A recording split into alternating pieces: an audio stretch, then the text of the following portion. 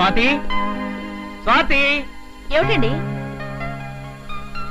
అందాల నా స్వాతికి అందించే నా బహుమతి నీకోసం ఈ చీర తీసుకొచ్చాను. Thank you.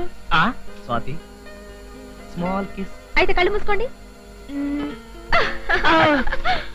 ఏమండి, ఆఫీస్ నుంచి లేట్ గా వచ్చినట్టున్నారు? పెద్ద లేటేం లేదు.